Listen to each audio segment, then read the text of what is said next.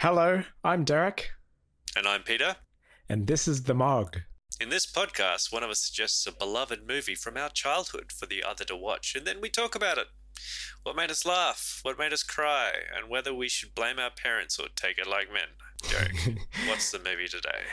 The movie this week is The Toy. In 1982 it was made, and this is one of your beloved films. Yes, and I gotta apologize to you for making you watch it because I was surprised by this movie in many ways. It's giving me a little bit of insight into you as a person. I hope not, because when I first sat down to watch it, I could not stop the horror on my face. My wife watched as my face was transfixed with horror. Alicia watched too? She watched from a distance. She watched from a distance. And I got to say, I was regretting my decision in the first 5 minutes. Well, first of all, it's definitely not a movie I would consider watching unless you told me to. It's 5.8 on IMDb, and the artwork is really cheesy. It's Richard Pryor blasted, being puppeteered by Jackie Gleason. Oh my god! Yeah, I know. I don't know how I can't.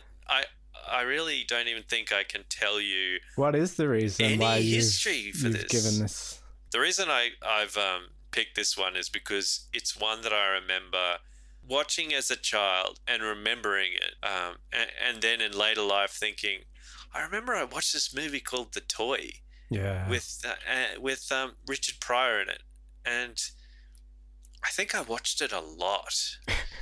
And now I don't know why it was on our shelves. What possessed my parents to even have a tape of it? Do you remember the first time you watched it? No. Wow. No. In fact, when the movie first came on, I realized that I just could not remember anything about this movie. I must skip the beginning when I was young. Like, just whenever it first started, I'd probably be off doing something else, and then the movie would start to commence and I'd watch. I think the reason I liked watching this movie was because it had lots of toys in it. Yeah, that must have been the reason, because that's the only justification I can give for putting you through this. So you must have been quite young then. Yeah, I guess so. Did it have an impact on your life more broadly? I've got notes. Just give me a sec. I'll pull up my notes. No. Just a random film then. I think it's one of those things that has affected me subconsciously, because watching it again did remind me of stuff. I remember I used to like this film. I remember there's a scene in the toy store that I used to enjoy. Yeah. Watching it now, all I can do is apologize. Yeah, the humor it's very awkward film. Do you know what I mean? Yeah, I do. I have comments, but I'll add those later. Yeah, I think that it's your turn for the synopsis. Okay. So I'll let you explain it. So the synopsis, very briefly, is Richard Pryor's character, Jack Brown. He's a journalist, and he's about to lose his house unless he gets a job. And desperate, he begins by getting a maid's job and dresses up as a woman. Do you have memories of that as a child? I do, actually. I remember the maid outfit. I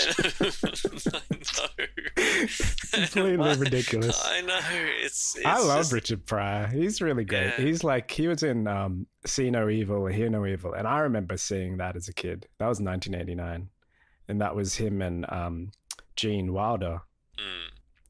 So I'm a fan of Pryor. But this, I wouldn't say this is his greatest. No, there's probably a reason most people have not heard of this film. And so then the child of his boss, after he got demoted to cleaner.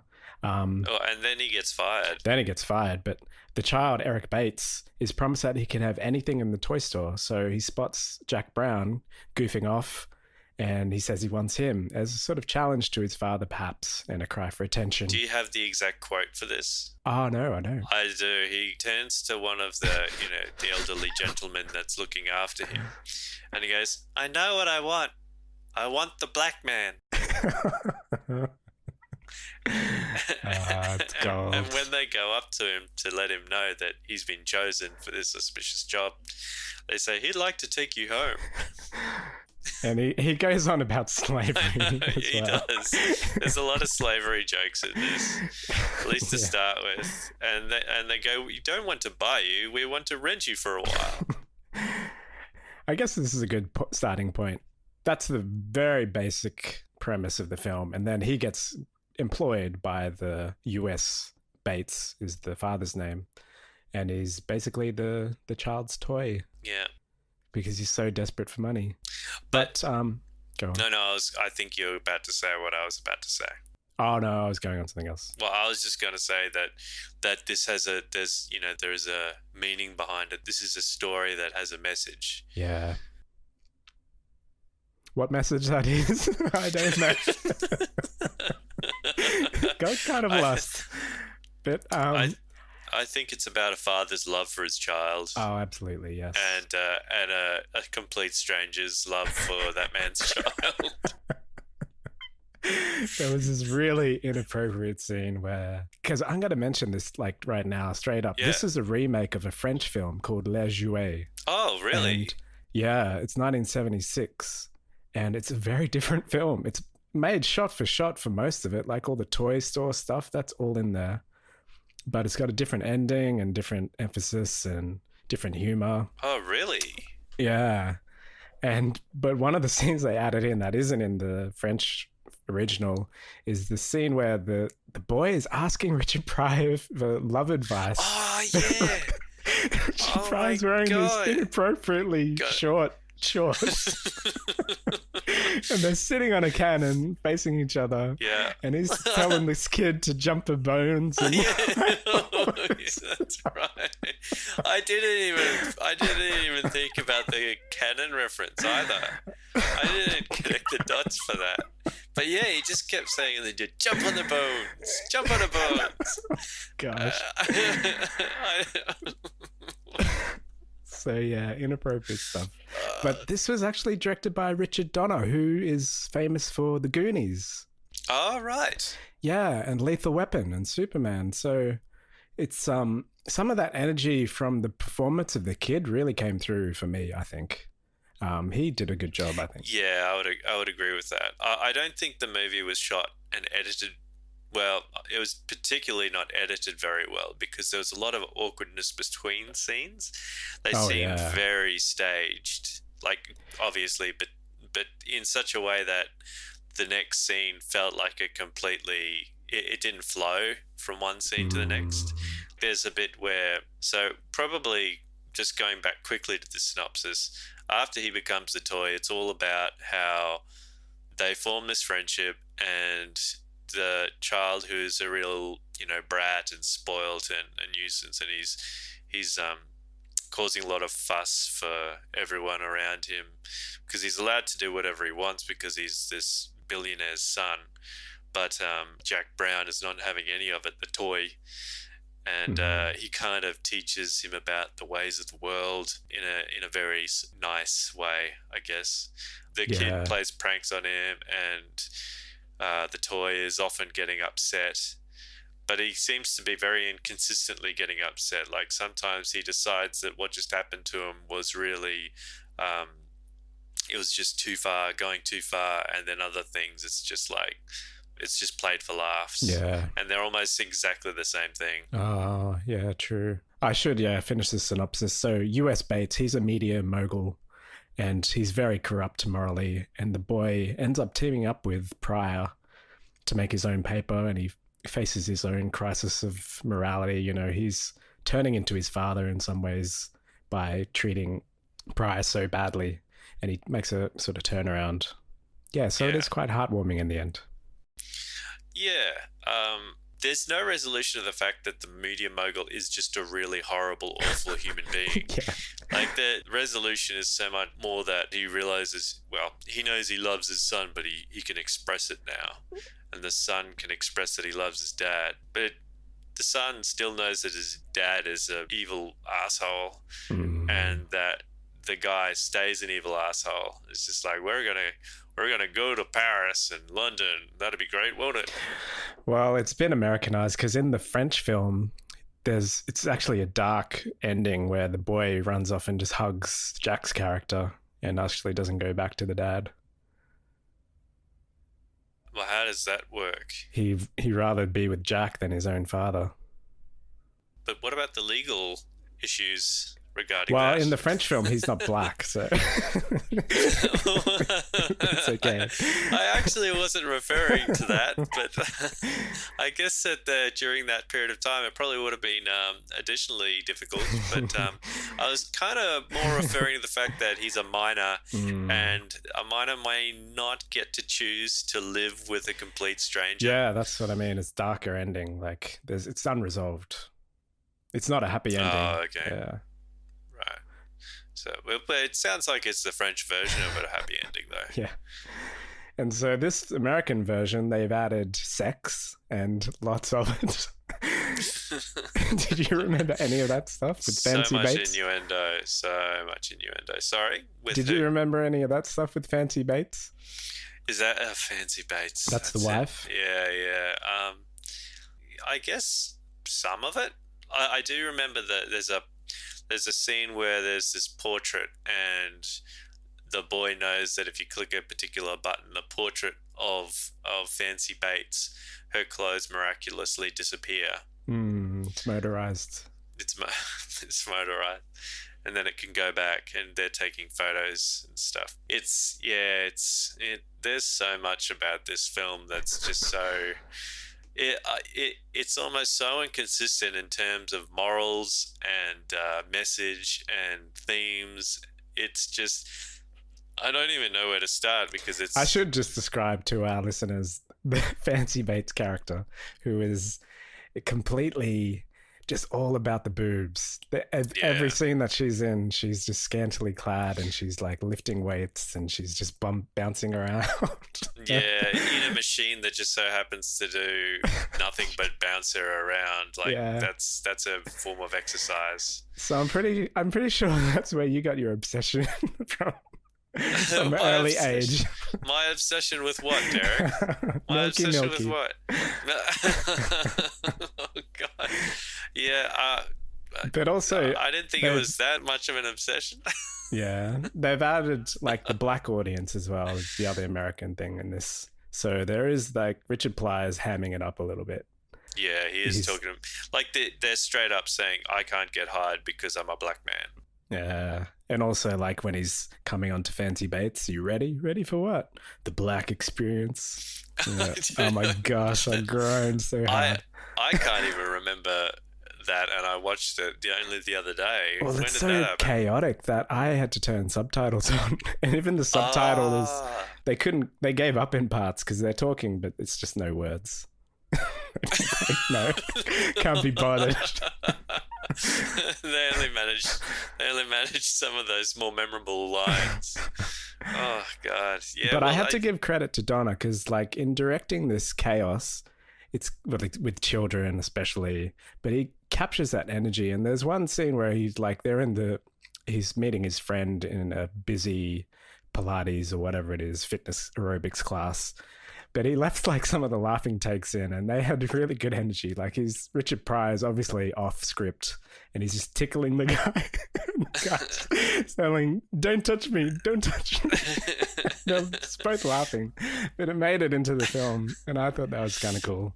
Yeah. Well, it was just, I think that was it. He must go off script. And what he's saying and the way that people are supposed to be reacting to him are really incongruous. It's just like he's supposed to be mad, but they're tickling each other. You know, it's supposed to be having an argument, and there's laughter and tickling, and it would have been so much chaos. Like the whole studio is filled with like 100 people just doing aerobics, and then these two grown men, the black men, are just tickling each other, laughing. But it made it into the film, so I thought that was kind of cool. Yeah, it was probably the only take that they got. It was the best take. But there's some other nice humor. There was like it's very physical humor, like It is.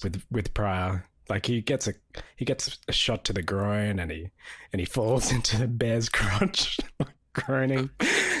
And there's a whole Mr. Magoo skit where he's riding around in his bike and he doesn't really, he's got headphones on, so he's like there's cars and trucks like flying past and he doesn't realize. Yeah, but that's the thing, like at the beginning of the film, he's nothing but a goof. Like everything he does is just like the Mr. Magoo. He's completely inept. But as time goes on, suddenly there are times when he's supposed to be really mature, and he's like, "Oh, you got to listen to this. I've got a really important message for you and your son." There's some bits in this film that are really dark too. Even though it's played for humor, there's a scene towards the end when they're sitting in the office of US Bates, and they've actually done a newspaper article and just handed it out to 1,000 people about all the bad stuff that he does, like firing people for having sweaty hands and that type of thing.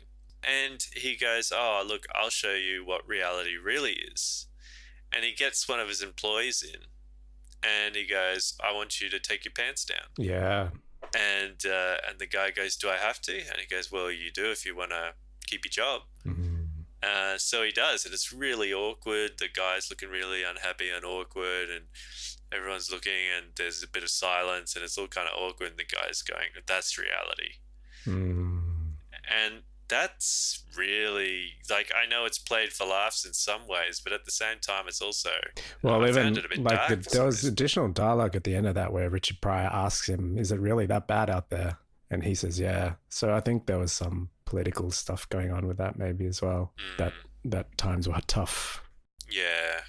And all the people in the household are a bit broken. The butler was one in a game, and he drinks. Just constantly got a martini in his hand. He's got a martini. He drinks in every scene. The nanny does nothing but scream and then try to have sex with Jack Brown. She wants to wash him. Found that. Yeah. Wash his dark skin. Because she was Swiss or something. She was European.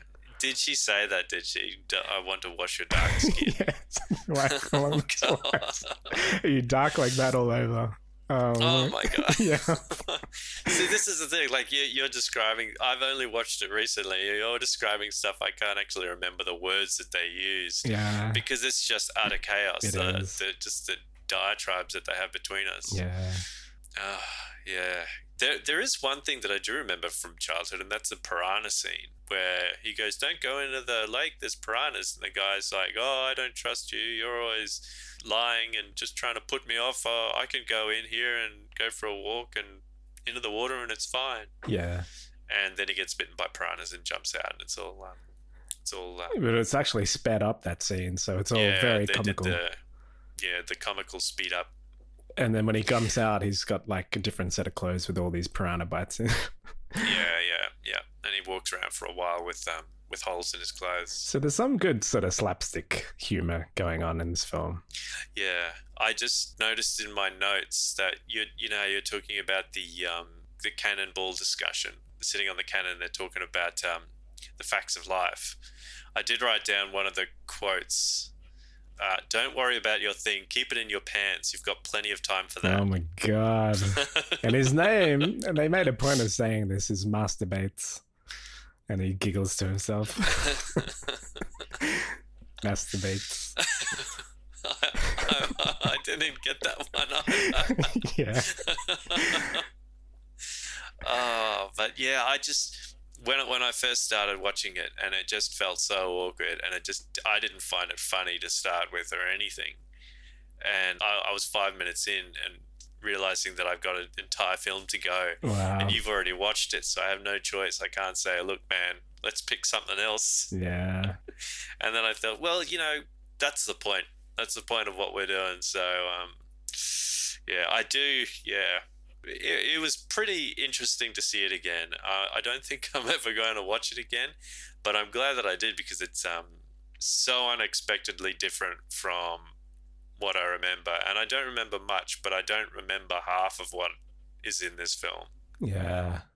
I found that one, like I always try and see the redeeming qualities. I really thought that Scott Schwartz, the kid who played Eric Bates, he gave like pretty moving performances when he's reconciling with his dad and, you know, he's trying to change his ways to become friends with Pryor.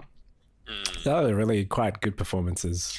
Yeah, he did do a really good job. I mean, even right at the start, I mean, it's hard to make a kid who's designed to be annoying at the start, but also you are supposed to empathize with him.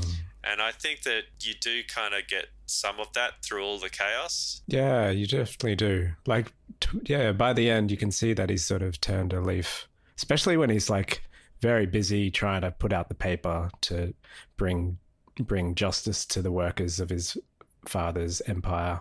Yeah. The other thing that I noticed was that U.S. Bates, or U.S. as they like to call him. So Fancy, she's from the South, and they pronounce, you know, they pronounce their words differently. They have more of a drawl. So when she says U.S., she says U.S. U.S. That was one of the jokes. They did have this really awkward scene where they were supposed to be telling a story about how they met, and it's all about, you know, how she was in a strip joint and he came along, and that's how they met, and he gave her a boob job and everything she wanted. And also he spends half his time smoking in front of the kid. Oh, yeah. Did you notice that? Like the Bates character, the dad, you know, is like whenever he's walking around, the kid's right there and he's just puffing away. Wow, I didn't notice that actually. Yeah, it's true. It's of that era, but I've been actually watching some like films around that era, like Blade Runner, and they're all smoking in that. I guess because it's a noir film, this has got no excuse. It's not so much the smoking, it's the smoking right in front of the kid. That kind of, I thought, that's another good moral lesson. There's a lot of moral lessons that I learned from this. I guess they never really knew about it back then. This is 82. Yeah. It wasn't as such a big of a no-no. Well, nicotine is not addictive, so... Yeah. So, are there any key takeaways for you from this? Yeah, it's really hard with this one. I can't say I enjoyed it. It was a bit tough to watch at times, but I was moved by the performance of the child and how he overcame his own prejudices against his father, and I thought that was pretty moving. Did he overcome his prejudices, or was he able to just tell his dad that he loved him? Well, it was all done very quickly in the last scene. Yeah. So you never know, I guess. But like nothing. I guess the thing is that they now are able to talk to each other and express themselves. But that doesn't mean that the relationship is going to be hunky-dory in the future. Well, which is why I was more in line with the French version where there's nothing resolved. It's like that rings truer to me, because if he is such an asshole of a dad, of course his son's not going to be close to him. But the American version needs a happy ending. Yeah. And lots of boobs and the black audience.